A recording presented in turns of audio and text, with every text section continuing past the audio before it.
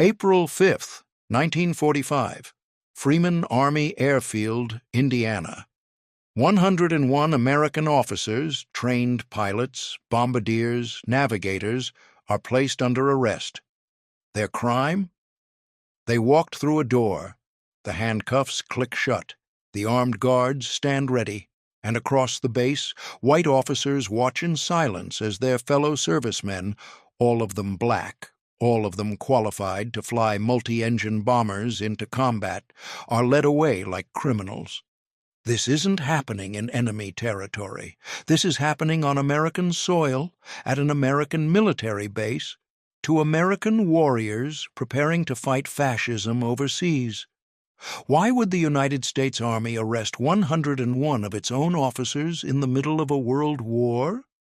The answer would expose the most bitter hypocrisy at the heart of America's fight for freedom, and light a fuse that would burn all the way to the civil rights movement. The year is 1945. American forces are pushing toward Berlin. In the Pacific, Marines are island-hopping toward Japan. The greatest generation is fighting tyranny, racism, and oppression across two oceans. Back home, posters proclaim freedom and democracy. But for hundreds of thousands of black servicemen, that freedom stops at the color line. The 477th Bombardment Group, known simply as the 477, represents something unprecedented in American military aviation. These men are the first black bomber crews trained to fly the B-25 Mitchell, a twin-engine medium bomber that's proving itself in both theaters of war. Unlike the celebrated Tuskegee fighter pilots who've already earned their combat stripes over Europe, the 477 has been kept stateside, delayed, relocated, and systematically denied the resources to become combat-ready. Since their activation in January 1944 at Selfridge Field near Detroit, the 477 has been moved 4 times in just over a year. First Selfridge, then Godman Field in Kentucky, then briefly to Atterbury, and finally to Freeman Army Airfield in Seymour, Indiana. Each move disrupts training. Each relocation costs months of progress. White bomber groups go from formation to combat deployment in 5 to 9 months. The 477, after more than a year, they're still not declared combat ready. The reason isn't ability, it's something far more insidious. Freeman Field sits in rural Indiana, southwest of Seymour, a small town where fewer than 100 black residents live. When the 400 officers of the 477 arrive in March 1945, they find a base with modern facilities, adequate runways for B-25 operations, and a brand-new officers' club that they're forbidden to enter. The town of Seymour greets them with open hostility. Local businesses refuse service. Signs go up. The message is clear. You're not welcome here. On base, the situation is even worse.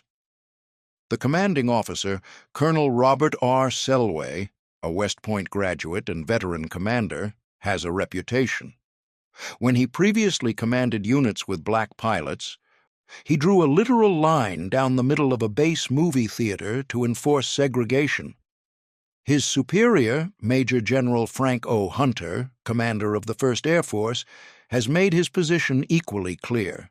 He's been quoted saying the country isn't ready to accept white officers and black officers at the same social level, basing his opinion on 125 years of American history.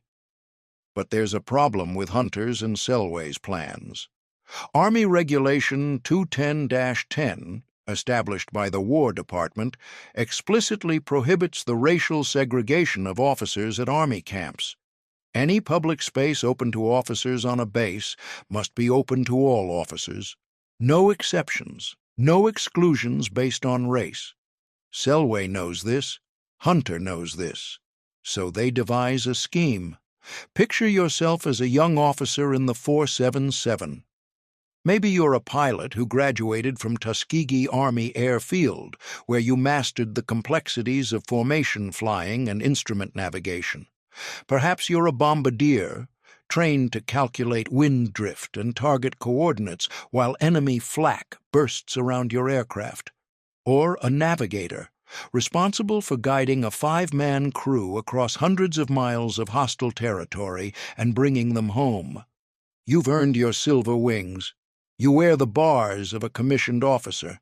Some of you are combat veterans who flew with the 332 fighter group over Italy and North Africa, men who've seen the Mediterranean from the cockpit, who've returned from missions with bullet holes in your wings.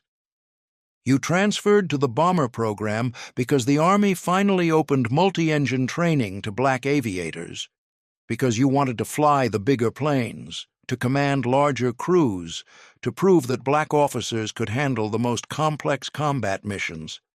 You write letters home to mothers in Detroit, fathers in Los Angeles, wives in Chicago, sweethearts in Alabama.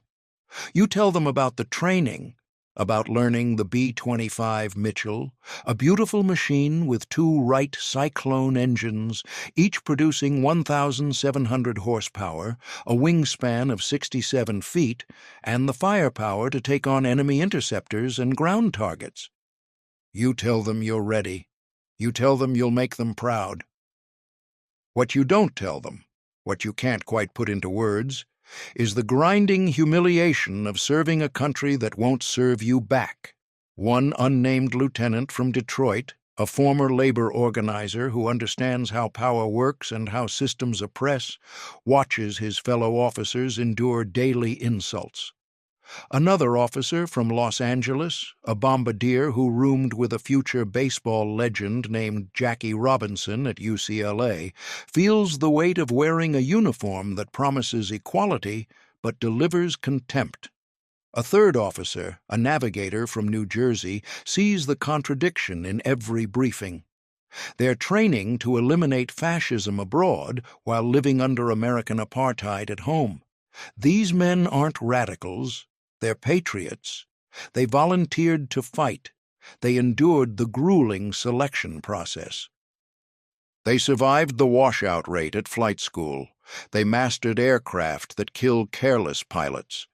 And now, stationed at Freeman Field in the spring of 1945, with the war in Europe reaching its climax, they face a choice that no American officer should ever have to make: obey an illegal order or challenge the system that created it. March 1st, 1945. The 477 arrives at Freeman Field by train. Officers disembark, eager to see the new facilities. The base is impressive.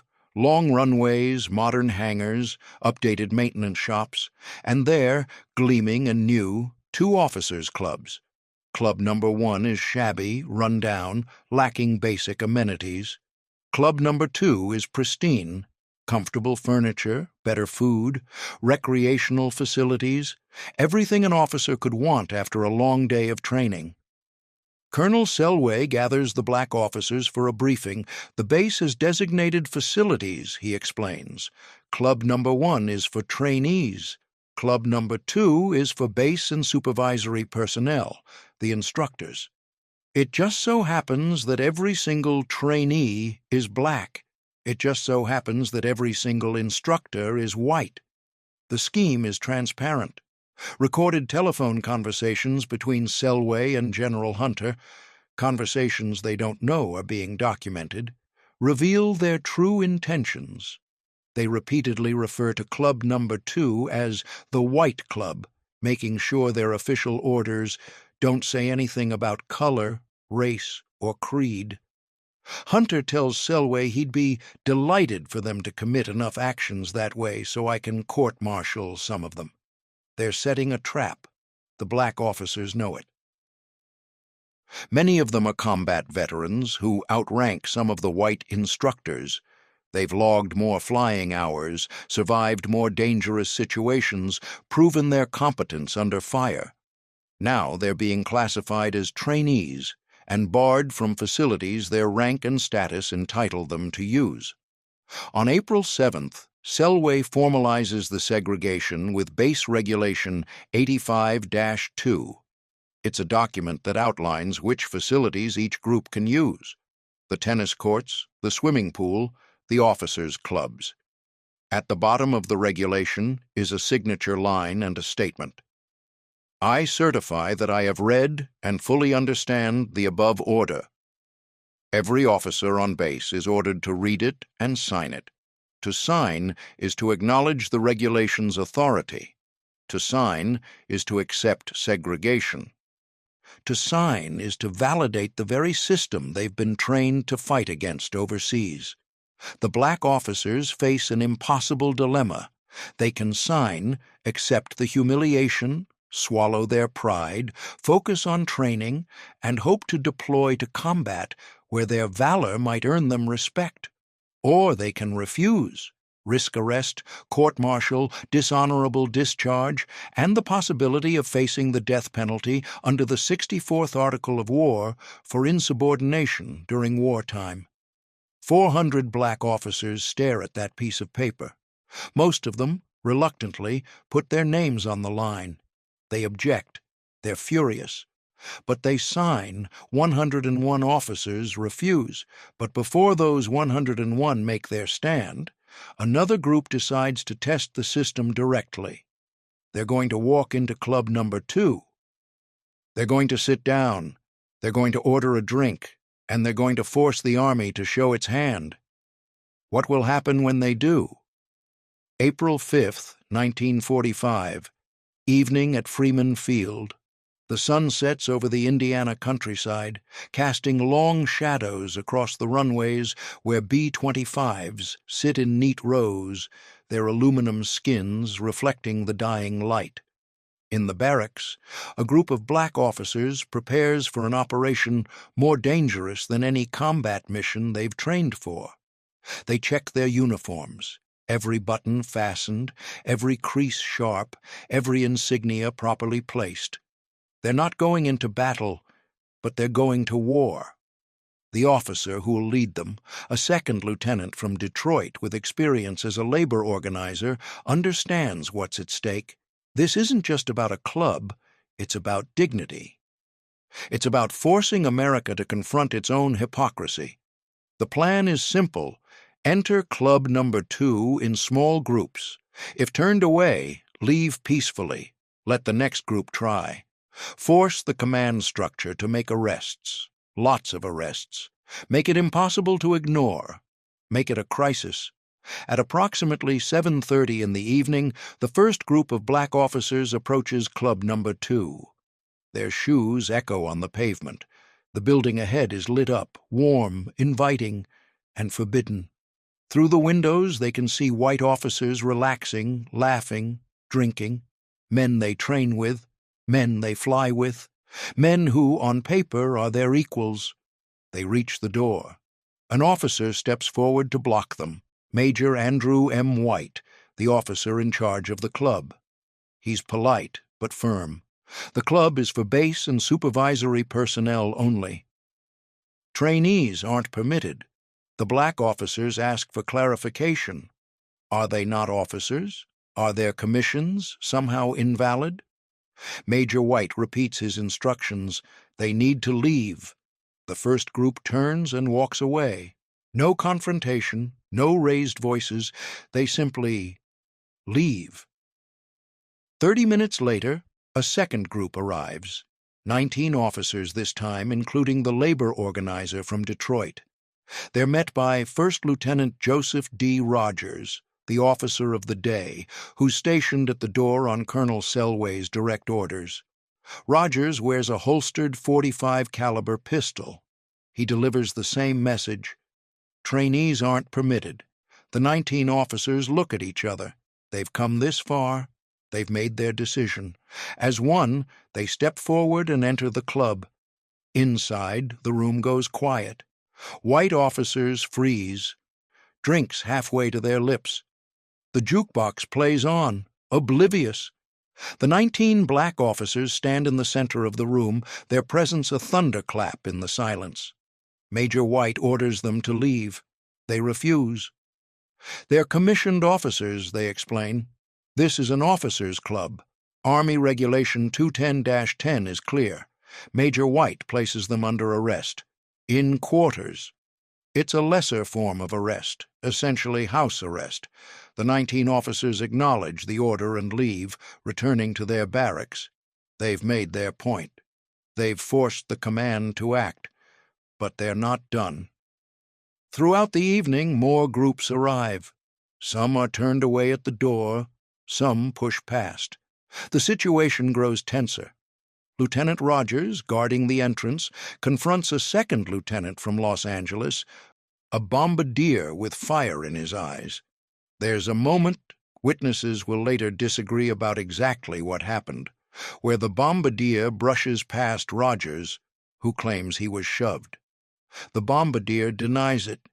It doesn't matter. Rogers has him arrested on the spot. By the end of the night, 36 officers are under arrest. The next evening, April 6th, it happens again.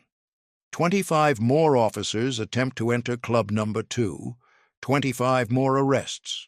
The total climbs to 61. Colonel Selway is furious. This is exactly what he wanted, an excuse to crack down. But the scale of it is beyond what he expected. 61 officers under arrest means 61 empty seats in briefing rooms, 61 missing pilots and bombardiers and navigators. The 477 is already behind schedule. Now it's hemorrhaging personnel.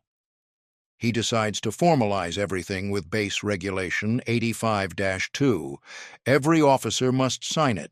No exceptions. April 9th. The regulation is distributed. Most black officers, grinding their teeth, sign it. They've already seen what happens when you resist. They have families. They have careers. They can't all throw everything away. But 101 officers, including 42 who were arrested on April 5th and 6th, refuse to sign. April 11th. The interviews begin. One by one, officers are called before a board. They're shown the regulation. They're given a direct order. Sign it. One by one, they refuse.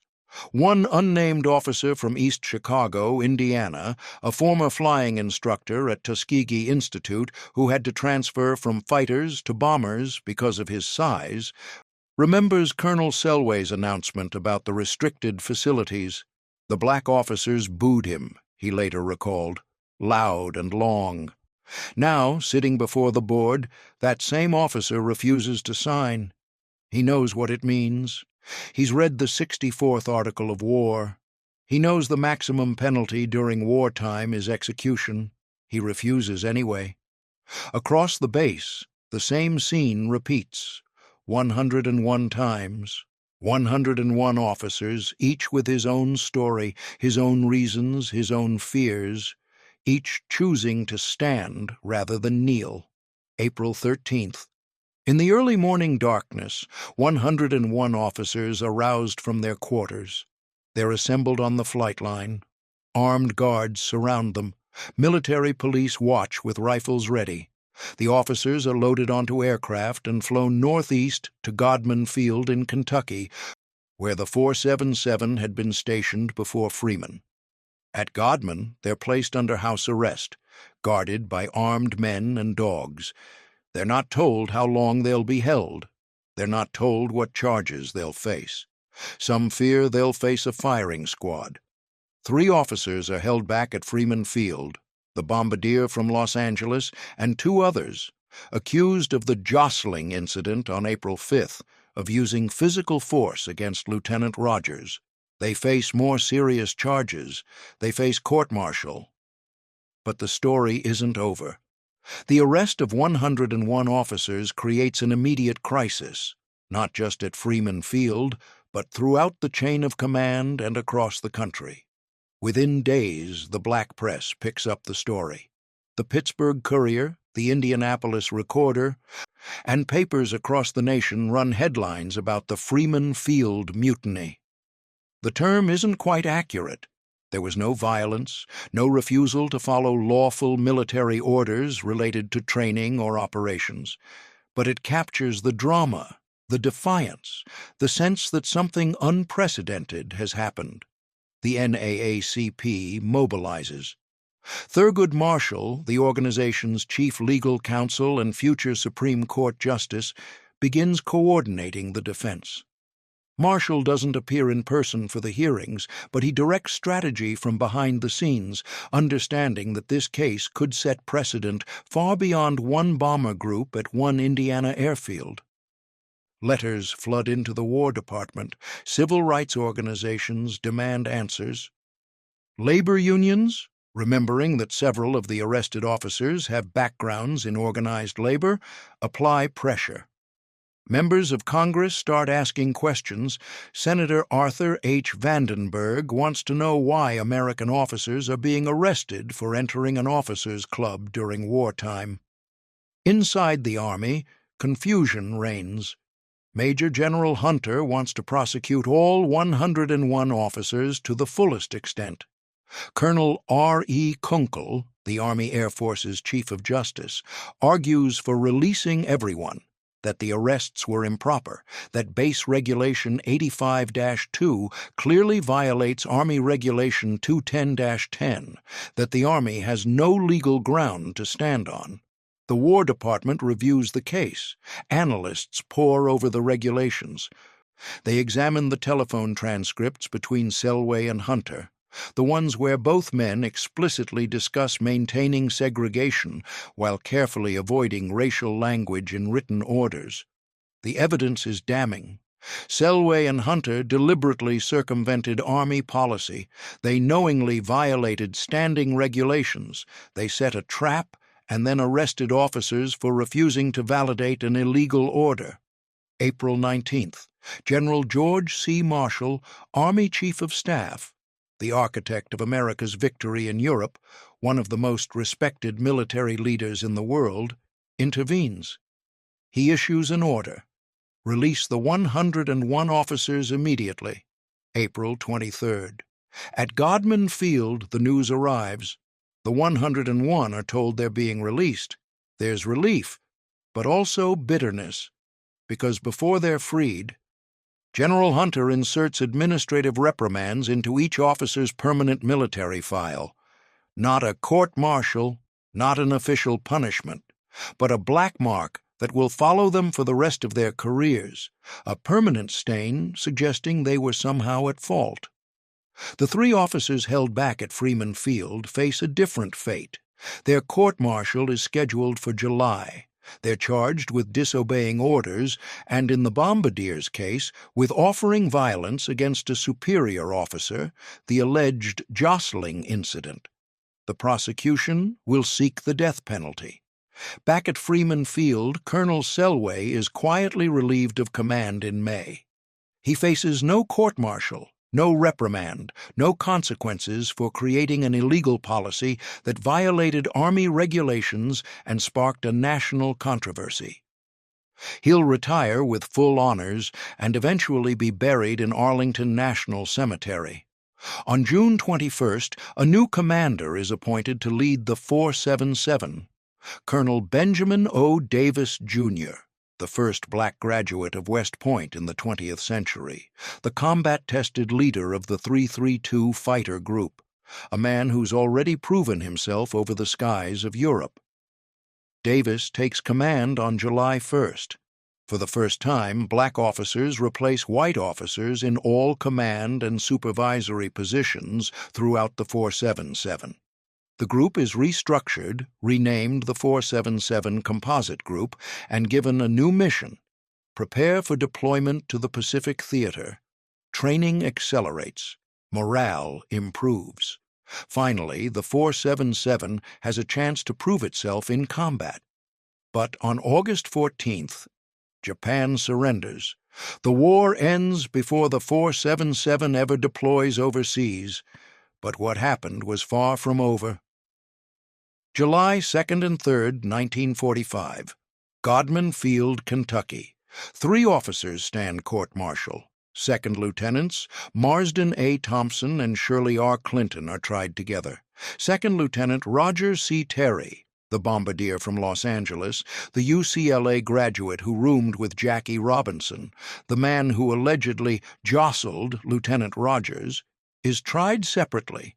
The courtroom is tense from the moment proceedings begin. The court-martial board consists of 6 black officers, a small victory in itself, proof that the Army can't ignore what's happened. The NAACP sends a legal team led by Ted Barry, president of the organization's Cincinnati branch.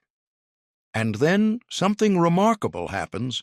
Every single white officer called to testify refuses to salute the black officers on the board. Every single one. Each time, proceedings halt. The presiding officer has to remind the witness that saluting is military custom, that these are commissioned officers, that their race doesn't invalidate their rank. Each time, the white officer reluctantly complies. And the message is clear.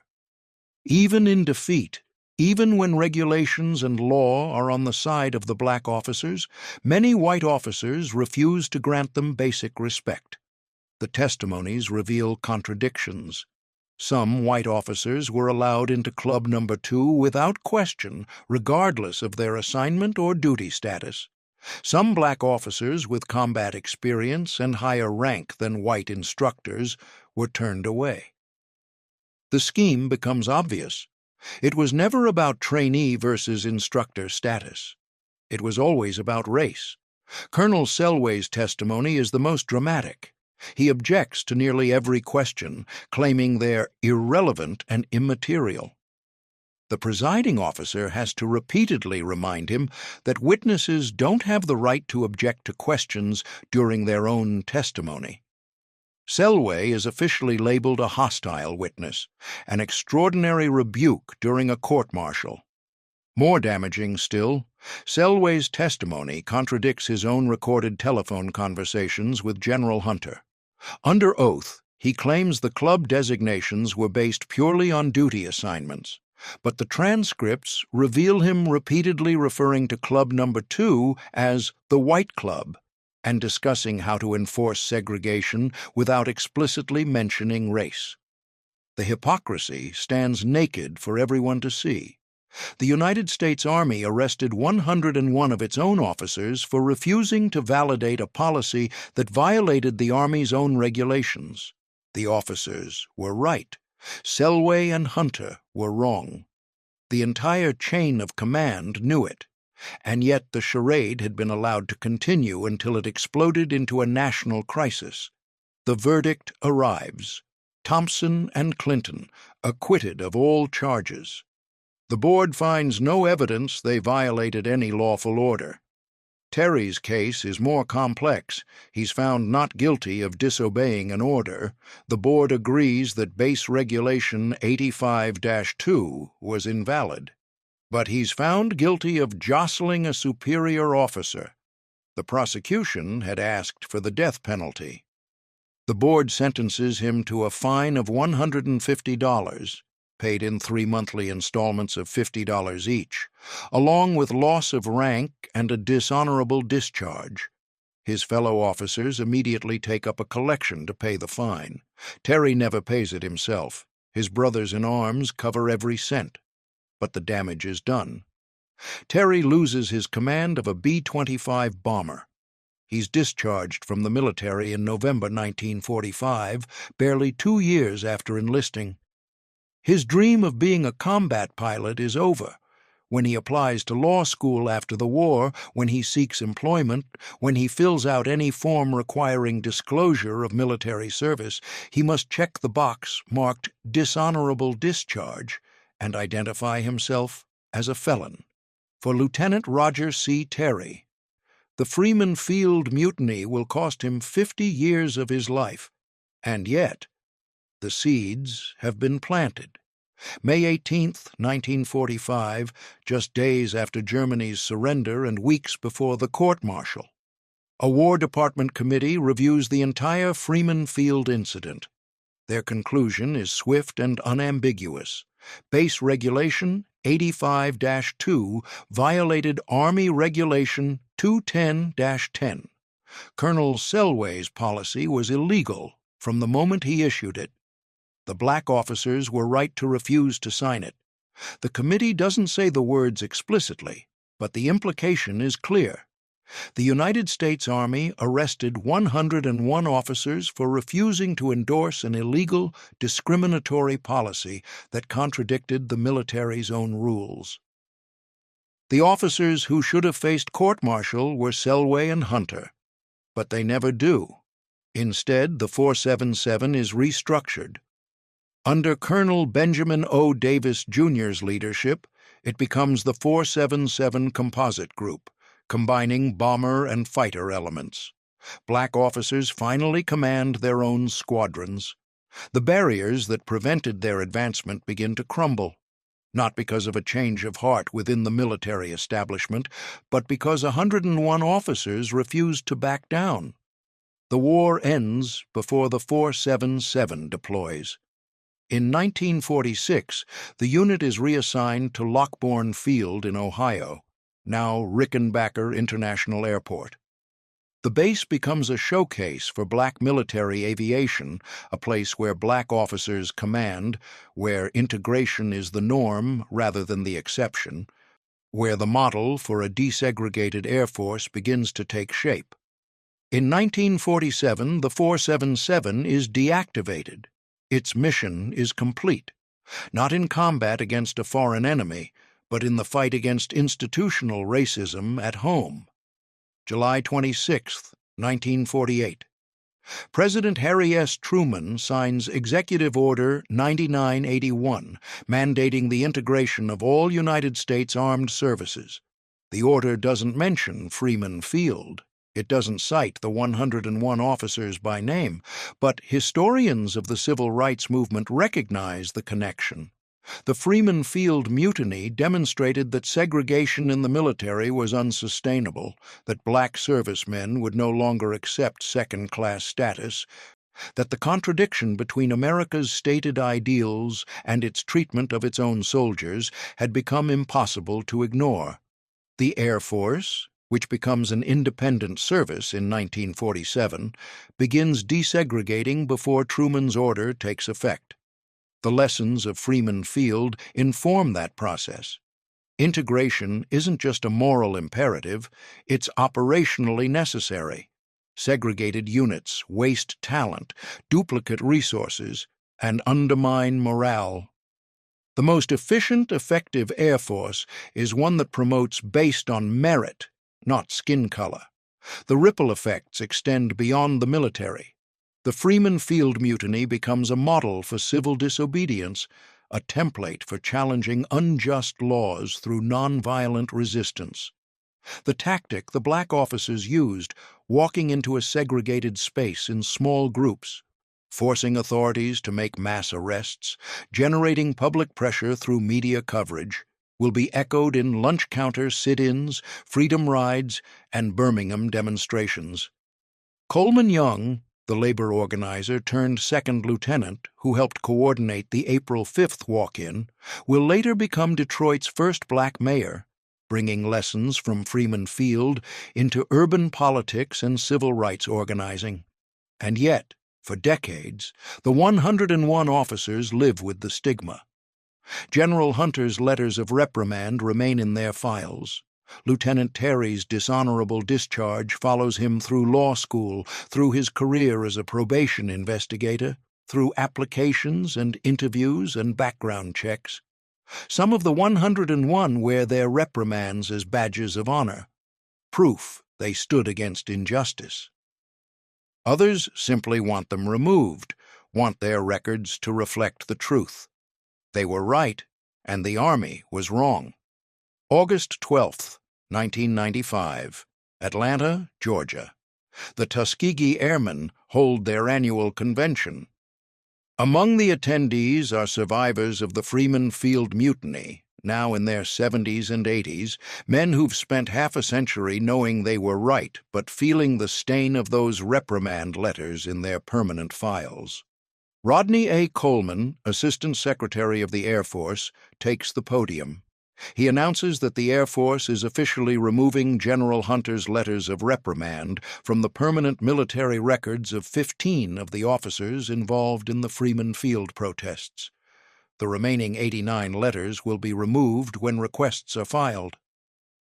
The 104 officers involved in the so-called mutiny, Coleman says, have lived the last 50 years knowing they were right in what they did, yet feeling the stigma of an unfair stain on their records because they were American fighting men, too, and wanted to be treated as such. The room erupts in applause. Some of the old airmen weep. And then Coleman makes another announcement. The Air Force is setting aside Lieutenant Roger C. Terry's court-martial conviction. After 50 years, Terry, now 74 years old, still living in Los Angeles, receives a full pardon. His rank is restored, his fine is refunded. The dishonorable discharge is expunged. For the first time since November 1945, Roger Terry is officially an honorably discharged officer of the United States Air Force. Terry travels back to Freeman Field in August 1997. He stands on the tarmac where B-25s once sat in rows, where he trained to fly combat missions he never got to complete. Seymour Mayor John Burkhart honors him and his fellow mutineers. The Indiana Historical Bureau places a marker commemorating the Freeman Field Mutiny. The story is finally being told correctly. 2007, President George W. Bush presents the Congressional Gold Medal to the Tuskegee Airmen, including the survivors of Freeman Field. It's the highest civilian honor Congress can bestow. The citation recognizes their combat achievements and their fight against systemic racial injustice. 2009. Lieutenant Roger C. Terry passes away in Los Angeles at age 87. Obituaries remember him not as a convicted mutineer, but as a civil rights pioneer, a man who risked everything to challenge an unjust system, a patriot who loved his country enough to demand it live up to its ideals. Today, Freeman Field is gone, deactivated in 1948, parts of it converted to municipal use, parts sold for agriculture. But the legacy endures. The 477 was reactivated in 2007 as the 477 Fighter Group, the first Air Force Reserve Command unit to fly the F-22 Raptor, a technological marvel that wouldn't exist without the integrated Air Force the Freeman Field mutineers helped create. And the lesson? The lesson echoes across decades. 101 officers stood in the spring of 1945 and said, "No more. We will not sign your illegal order. We will not endorse your discrimination. We are American officers, and we demand to be treated as such." They risked execution. They accepted arrest. They endured imprisonment and court-martial and dishonorable discharge. They sacrificed their careers, their reputations, their futures, and they won, not immediately, not cleanly.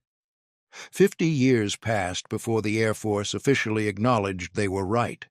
But they won because they understood something fundamental. The fight for freedom doesn't end at an enemy's border. Sometimes the hardest battles are fought at home, in the quiet confrontation between what America claims to be and what America actually is. The Freeman Field Mutiny exposed the biggest hypocrisy at the heart of World War II, that the nation fighting for liberty abroad denied it at home, that the military defending democracy worldwide enforced apartheid within its own ranks, that the very officers trained to eliminate fascism were treated as less than human by their own command structure. 101 officers forced America to look in the mirror. What they saw wasn't pretty, but it was necessary. And from that painful reflection came change, slow, incomplete, still ongoing, but real. The integrated military of today exists because those officers refused to accept anything less. Their story isn't just history, it's a reminder. That courage isn't only found in combat. That patriotism sometimes means challenging your country to be better. That the uniform you wear doesn't protect you from injustice, but it can give you a platform to confront it. The Freeman Field Mutiny proved that ordinary officers, armed with nothing but conviction and the courage to stand together, can change an institution, and through it, help change a nation. If stories like this one, about the unsung heroes who fought for freedom on the front lines and at home, resonate with you, hit that like button and subscribe. There are dozens more tales from the Second World War waiting to be told, stories of courage, sacrifice, and the ongoing struggle to make America's ideals match its actions. Don't miss them.